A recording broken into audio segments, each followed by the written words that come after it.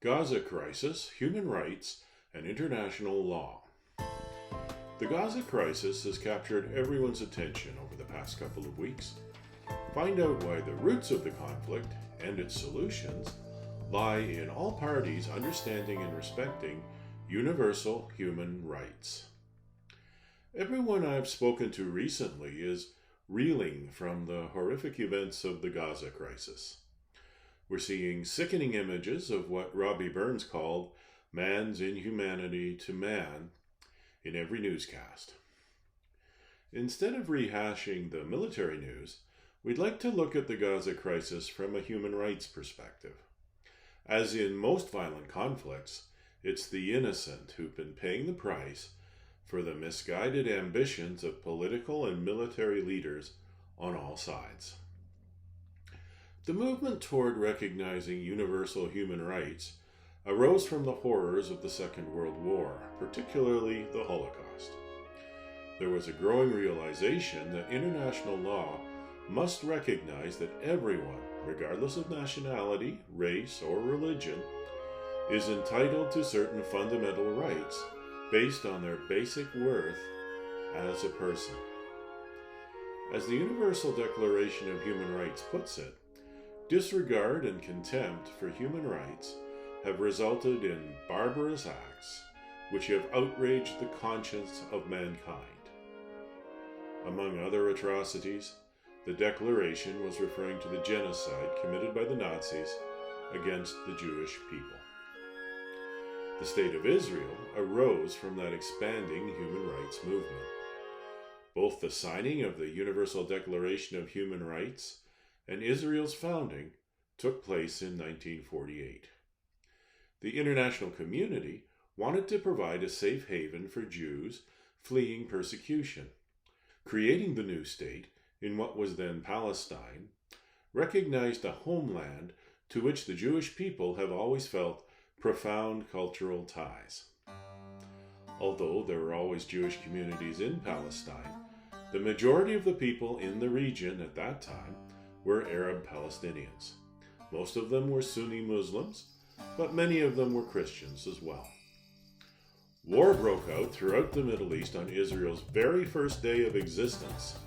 Along with the Arab Palestinians, Egypt, Jordan, Syria, Lebanon, and Iraq refused to recognize Israel's right to exist, and they launched a coordinated military invasion to destroy the new country.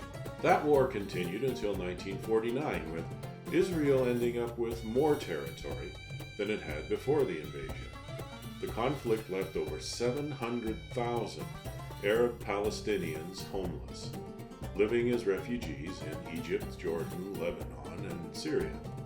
The well-known Six-Day War in 1967 ended with Israel occupying still more land. This included the narrow strip of land on the Mediterranean coast called Gaza, among other territories. Gaza had been part of Egypt, but Israel would occupy it for the next 4 decades.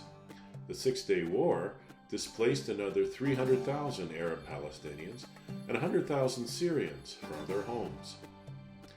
Israel withdrew from Gaza in 2005, although it maintains land, air, and sea blockades to cut the region off from the rest of the world. Human Rights Watch has called Gaza an open-air prison. More than 80% of Gaza's people live in poverty. Almost half of the workforce is unemployed amid an ongoing mental health crisis. In 2007, through a combination of questionable political and military maneuvers, a group of violent Arab Palestinian extremists called Hamas gained control of the troubled Gaza Strip. Hamas is funded by Iran, and it refuses to even engage with the Israeli government. The militant group constantly attacks Israel, and this Gaza crisis is Hamas's third major war against Israel. The US, Canada, and the European Union have designated Hamas a terrorist organization. The International Criminal Court, ICC's chief prosecutor has said that the ICC has jurisdiction over atrocities that either Hamas or Israel commit, during the Gaza crisis. One cannot deliberately target civilians or civilian objects. One can't rape or kill or mutilate or dismember, Prosecutor Karim Khan told Reuters. Willful killing, hostage-taking, are grave breaches of the Geneva Convention, and one has to comply with the law. Meanwhile, the UN High Commissioner for Human Rights reports that Israel's continued siege of Gaza is affecting water supply, food, medicine, and other basic needs, and there are daily indications of violation of the laws of war and international human rights law. At the same time, he called for Palestinian armed groups to immediately and unconditionally release all civilian hostages and to halt the use of inherently indiscriminate projectiles against Israel. Stepping back from the current Gaza crisis, 4 primary human rights issues overshadow the whole Arab-Israeli conflict. These are the two-state solution, Israeli settlements, Jerusalem, and refugees. Hamas is bound and determined to wipe out the state of Israel. Israel's Prime Minister, Benjamin Netanyahu, pays lip service to a two-state solution, but many doubt his and his political party's sincerity about accepting any Palestinian state's right to exist. Palestinians and observers are skeptical about Netanyahu's intentions because Israelis keep building new settlements in the occupied territories. These settlements violate the Geneva Convention, UN resolutions, a Red Cross declaration, and an International Court of Justice opinion. On the Jerusalem issue, when the international community first established the State of Israel, the plan was to have a special international regime in the city of Jerusalem under the administration of the United Nations. That's never happened, and both sides refused to give up or even share the city. Today, there are about 5.6 million Palestinian refugees.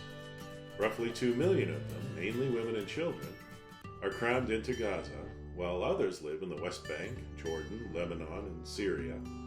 Human rights law says that everyone has a right to a nationality. Yet most of these people are stateless and stranded in makeshift camps. These refugees want to return to their homes. Israel's government won't allow this, even though many Israelis are descendants of people who fled to Israel to escape similar circumstances. To find a long-term solution to this conflict, the region needs a new generation of leaders on all sides, guided by a new story based on the value of human life and humanity's unity in diversity. Until politicians learn to value the well-being of all parties involved, the current turmoil will never end. Christians, Jews, and Muslims all have deep historical, cultural, and spiritual connections to the battlegrounds where the Gaza crisis is raging. Yet they all blindly view those ties to the land as separate when they're profoundly interwoven. As UN Secretary General Antonio Guterres explained, only a negotiated peace that fulfills the legitimate national aspirations of Palestinians and Israelis, together with their security alike, can bring long-term stability to the people of this land and the wider Middle East region. We always have more to learn if we dare to know.